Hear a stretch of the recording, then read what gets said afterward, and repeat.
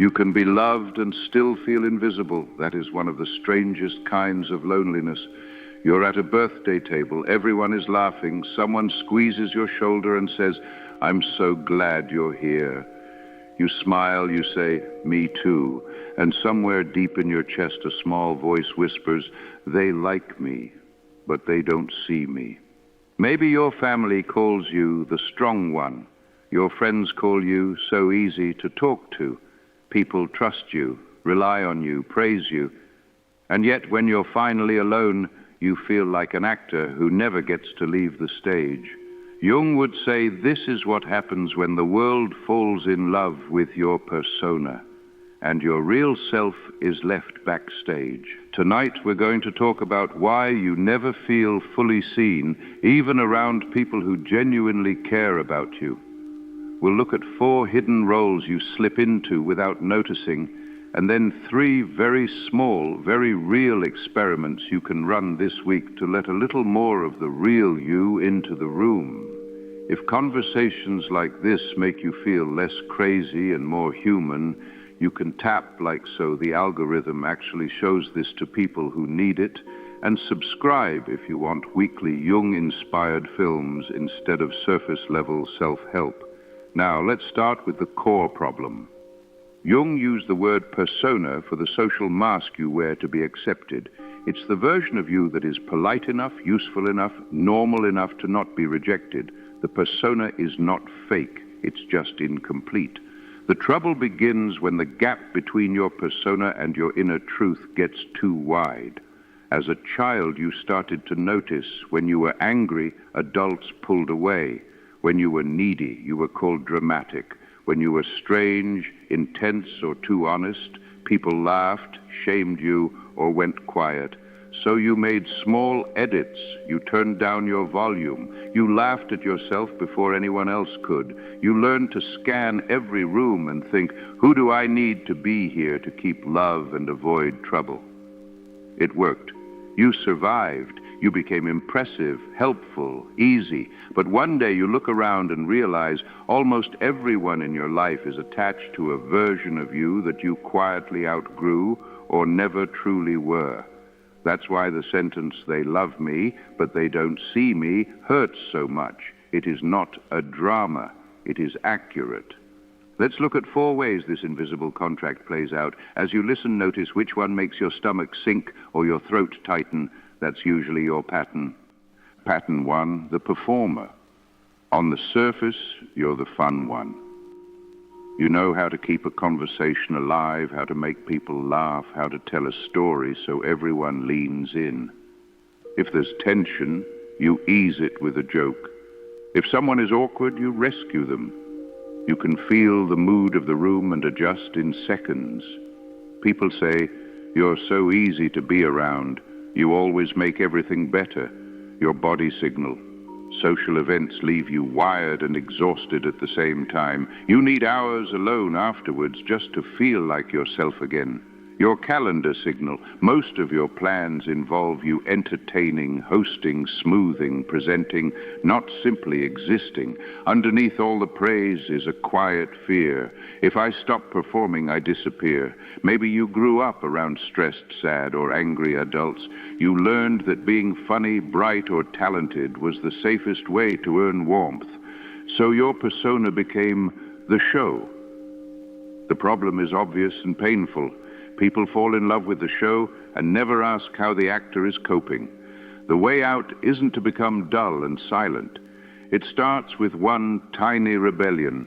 You let yourself be uninteresting with one safe person. You say, "I don't have a story today." You allow the silence. You let someone else carry the mood. The people who only loved you for your fireworks will quietly drift. The rare ones who are willing to sit with your quiet are the ones who might finally see the person behind the spotlight. Pattern 2, the helper. Your superpower is listening. People tell you everything, their childhood, their breakups, their fears. You hold their secrets like a vault.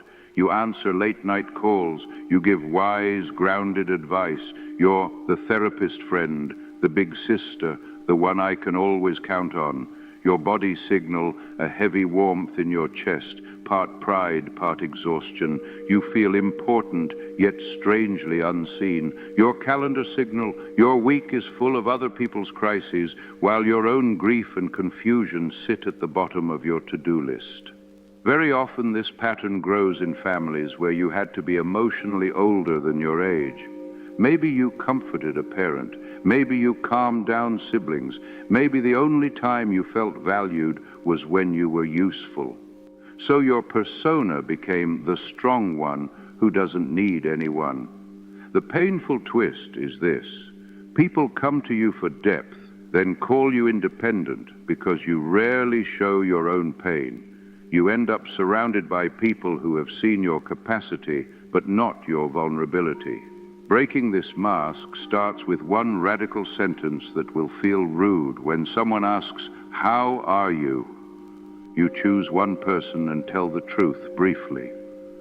"I'm actually not okay today. I feel really lonely," or "I'm exhausted from carrying everyone else."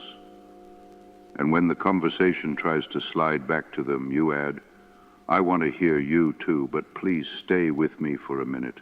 I need this." Some will change the subject, believe them.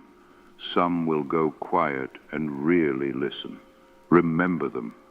Those are the ones who are capable of seeing more than your strength. Pattern 3, the chameleon. You are brilliant at not being a problem. With one friend group, you're loud and sarcastic.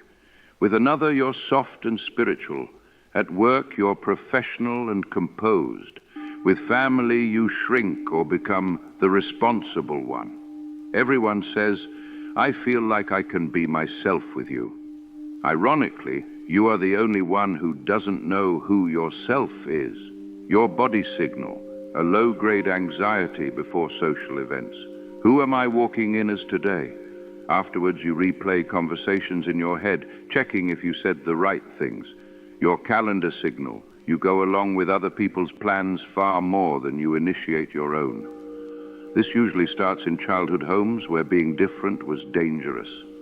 Too loud, you were shamed. Too quiet, you were pushed. Too opinionated, you were punished or mocked. So you survived by switching skins. The upside, you can walk into almost any room and blend in. The downside, you never fully relax because you are never sure if people like you or the version you manufactured that day. The practice here is deceptively small and uncomfortable. When someone asks, "What do you want to do?" you pause long enough to notice even a faint flicker of preference. Then you say it. "I'd actually rather stay home. I don't enjoy that kind of place. I disagree." Not aggressively, simply, clearly. The people who punish you for this were in a relationship with your chameleon, not with you. Let them be uncomfortable. You are trading performative harmony for real connection. Pattern 4, the ghost. You are physically there and energetically half gone. You show up, you answer messages, you go to gatherings, but you keep one foot outside the door at all times. You say things like, "I don't want to bother anyone. I'm fine with whatever. It's no big deal." You rarely share first. You wait to be invited, and even then, you give the shortest version of your truth. Your body signal, numb in groups, overwhelmed in private. Only when you're alone does your real inner weather appear. Your calendar signal, you cancel plans at the last minute, or you go and float above your body, mentally already at home. This pattern is common when visibility once equaled danger. Maybe attention always led to criticism. Maybe being noticed meant you were the target. So you learned that safety lives in the background. Your persona became low maintenance, the one who doesn't need much. The tragic logic is simple. Everyone believes you. They stop asking. They stop checking. They assume you're fine because your mask keeps saying, "Don't worry about me." The first step out of ghosthood is not to become loud and dramatic. It is to choose one space where you will stop fading out. One group, one friend, one class, one online community. And you make a quiet agreement. In this one place I will show up as if I actually exist. You answer questions with full sentences. You initiate a conversation once a week. You let your face show real emotion. It will feel like walking into a spotlight. Your nervous system will insist you are in danger. Stay. Breathe. Let your body learn that sometimes you can be seen and safe in the same moment. That experience is more healing than any affirmation. All of these patterns are different solutions to the same childhood equation. To keep love and safety, I must edit who I am. So the world learned to love your solution instead of yourself. The question now is not, how do I rip off the mask overnight and show everything to everyone? That would only create a new kind of trauma. The real question is, how do I slowly let more of my truth into my daily life in ways that are brave, but still kind to my nervous system? Let's turn this into practice. Practice 1. One sentence of unedited truth a day. For the next 7 days, choose one interaction and add one sentence that your persona normally swallows. Just one. I'm actually hurt by what you said. I'm happy, but also scared. I don't understand what everyone else seems to get. No speeches, no big drama, just a small, honest line dropped into an ordinary moment. Every time you do this, you teach your psyche. My truth has the right to enter the room. Practice 2. Pick your witnesses. Not everyone has earned the right to see the unedited you. Look at your life and ask, who seems genuinely curious about my inner world, not just entertained by it, not just helped by it, but actually interested in me? Circle 1 or 2 names in your mind. For the next month, treat these people as experiments in being seen. Give them 10% more honesty than you usually do, a slightly less polished answer, a slightly more vulnerable story, a small, I could use support. Watch what they do with it. If they minimize, change the subject, or later use it as a weapon, you have data. If they lean in, ask more, and treat your truth with care, you also have data. Being seen isn't just about you being brave. It's about choosing people whose hearts are big enough to hold what they see. Practice 3. Witness yourself first. The deepest layer of no one sees me is often this: you keep walking past yourself. You gaslight your own feelings. You tell yourself, it wasn't that bad, I'm overreacting, I should be grateful. Jung would say that if you abandon your own soul, no amount of outer recognition will ever feel like enough.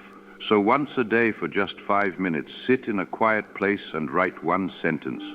What I didn't let myself feel today was, maybe it's anger you swallowed at work. Maybe it's grief you numbed with scrolling. Maybe it's joy you shrank so nobody else felt small. Write it down, look at it, breathe.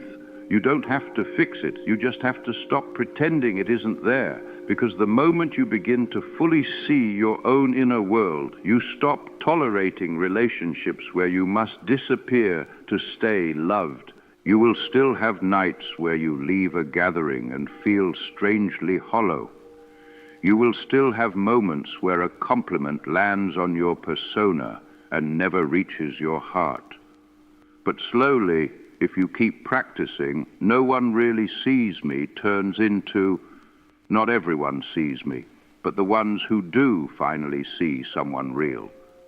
And that changes how you walk into every room. You're no longer begging to be chosen by just anyone. You're watching carefully who responds when a little more of you steps forward. If this spoke to something in you, tap like so this message can reach the people walking around with the same invisible ache, and subscribe if you want more Jung-inspired essays like this every week.